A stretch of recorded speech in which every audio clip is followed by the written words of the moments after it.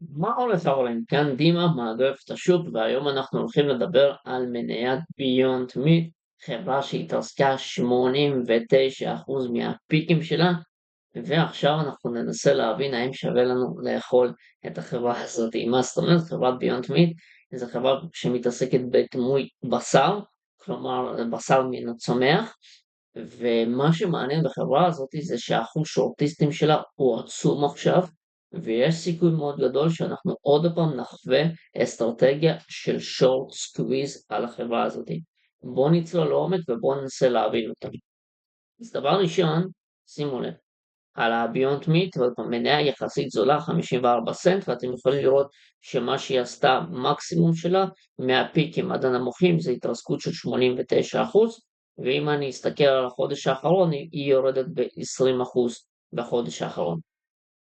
עכשיו אם אני אקח את הגרף שלה, בואו ניכנס שנייה לטכני, אוקיי, אם אני עכשיו אקח את הגרף שלה, אתם יכולים לראות מבחינת הגרף עצמו, בואו נמחק הכל, החברה היא טכנית, אי אפשר לסחור עליה, כי היא לא הכי ברורה שיש, היא פה מגמת התרסקות טוטלית, ממש על הפנים, אפשר גם לראות שנכנסים פה מחזורי מסחר מאוד עצומים, בואו ניקח אותה אפילו לגרף שבועי, אתם יכולים לראות עוד פעם, מגמה שהיא הייתה במגמת ירידה, ופשוט נמרחת הצידה, ופשוט כאילו אין שם מה לעשות. עכשיו, לבוא ולעשות עליה עסקת שורט, אני חושב שזה אחד הדברים הכי לא חכמים שיש, כי אנחנו מניית כבר התרסקה כל כך הרבה, ובמיוחד גם נכנסים מחזורי מסחר.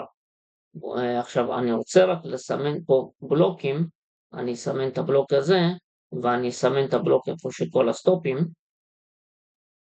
ונעבור לגרף יומי.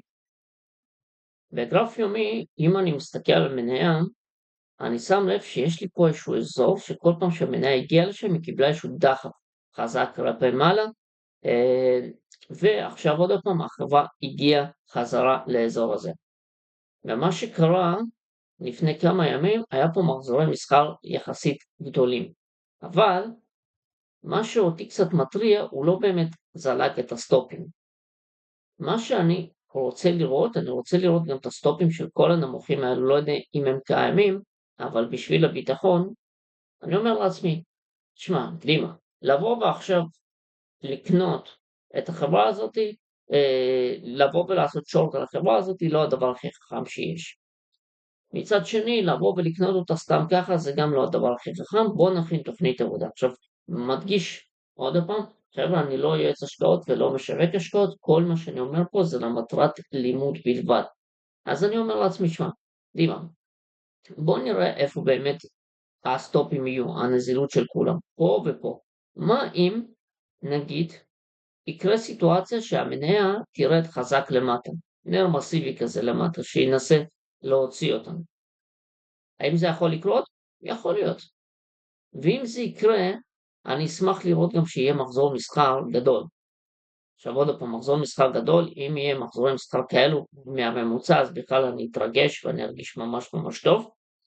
ומה שמאוד חשוב בשבילי, זה גם לראות סטייה של מקטים. כי אם לצורך הדוגמה, אני אראה סיטואציה כזאת, ואני אראה שהגרף ירד לפה, ובוא נגיד ואני אקח את העסקה הזאת כמשקיע, ובאמת הגרף יתחיל לעלות למעלה, ומפה הוא גם יתחיל לעלות למעלה, אני אוכל לראות שיש לי כבר סטייה, כי השפלים פה יורדים, ופה השפלים עולים. וברגע שאני רואה שיש לי סטייה בין מה שהגרף מראה לבין מה שהמתנט מראה, הוא אומר שיש סיכוי מאוד מאוד גדול שיכול להיות פה איזשהו היפוך מסוים. עכשיו אני יכול גם להסתכל על הסטיות שגם כבר עכשיו קורות. אני יכול לראות פה ואני יכול לראות פה, ומצד שני אני יכול לראות פה ואני יכול לראות פה כבר. גם פה אפשר לראות שיש פה סטייה. אתם רואים? שפלים פה עולים ופה שפלים יורדים. שזה גם משהו מחזק את העסקה. עכשיו, למה בכלל לקחתי את החברה הזאת? מבחינת אחוז שורטיסטים, תסתכלו כמה אחוז שורטיסטים יש. עוד פעם, אתם רואים את הנתונים, החברה נראית פח אשפה.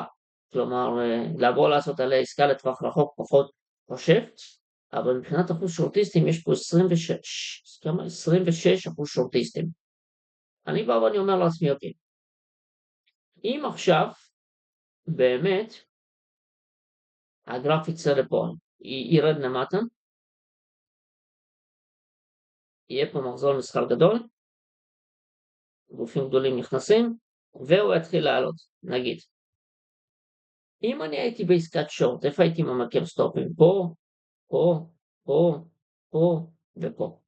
מה יקרה אם המחיר יעלה ויצליח לדקדק את הסטופים? תסתכלו, אמרנו שיש לנו 26% שורטיסטים. שמי שבעסקת שורט, בשביל לצאת מעסקת שורט, כמו שדיברנו, הוא צריך לקנות, ביי. ומה שיקרה, אם הם יקנו, הם ידחפו את המניה לפה, לפה, לפה, לפה. ואם זה יצליח, הם ידחפו את המניה למעלה. כלומר, בעיקרון, אם באמת התרחיש הזה יצא, יכול להיות באמת סיכוי יפה שהמניה תגיע לפה. אבל אנחנו מסתכלים, אנחנו אומרים, מה? אין מצב, זה הרבה. או, מבחינת האחוזים זה המון, אבל מבחינת הגרף עצמו זה מינורי. כמובן שעוד פעם יכולה גם להיוולם פה. זה החלק אולי הראשון. עכשיו בואו ניקח דוגמה. עוד פעם, זה לא עסקה לספקולנט, זה יותר עסקה למשקיע אגרסיבי בטירוף. כלומר, נגיד לצורך הדוגמה, אני בא ואני אומר לעצמי, אוקיי, אני עכשיו נכנס לעסקה פה, שהמניה עכשיו שווה 44 סנט.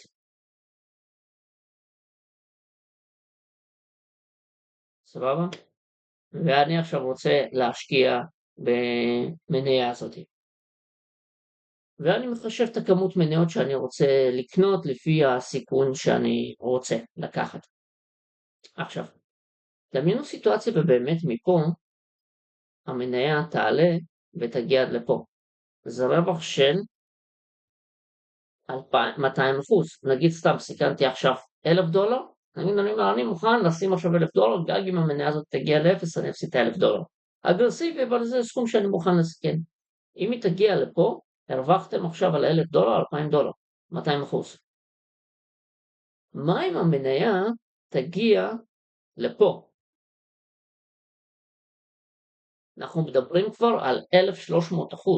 סיכנתם $1,000, אתם הרווחתם $1,300. אתם הרווחתם, $13,000.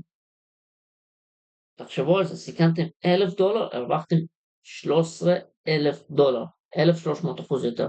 עכשיו, אתם יכולים להגיד, אבל מי מבטיח לי שהוא יגיע לפה? קודם כל, אף אחד לא מבטיח לכם שהוא יגיע לפה, וגם אף אחד לא מבטיח לכם שהוא יגיע לפה.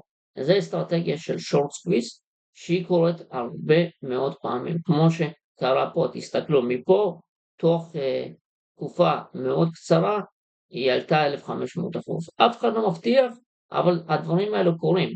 כמו שאתם יכולים לראות, הדברים האלו הם קורים, יש את הקפיצות האלה. בגלל זה המטרה שלי היא לנסות להבין קודם כל את הטכני, איפה הגרף נמצא, כי אתם מבינים שהגרף נמצא ממש באזורים מאוד מאוד נמוכים, ויכול להיות פה משהו מאוד מאוד מעניין. ודבר שני, אני אומר לעצמי, אוקיי, אם הוא יוציא את הסטופים כמו שהכנתי תוכנית עבודה, ויהיה גם מחזור מסחר גדול, וגם התחלה של סטייה של מגז, יש פה הרבה פרמטרים שמתחברים, אולי שווה לי לקחת את הסיכון. כי אם אני עכשיו אקח את הסיכון, ואם זה באמת יצליח, האם זה שווה לי את הפוטנציאל? וכמו שאנחנו שמים לב, כן. כמובן שמדגיש, זו עסקה מאוד אגרסיבית, זה אסטרטגיה של שורט סקוויז, זה מתאים למי שמחפש סיכונים, אבל לפעמים סיכונים שווים את הרווח שזה יכול לתת. חברים, אני מקווה שנהנתם, שאהבתם את הסרטון, אם אתם אוהבים את התכנים, מוזמנים לפרגן בעוקב ובלייקים, וכמובן לשתף את התכנים האלו לחברים שלכם. תודה רבה, וניפגש בהרצאות הבאות.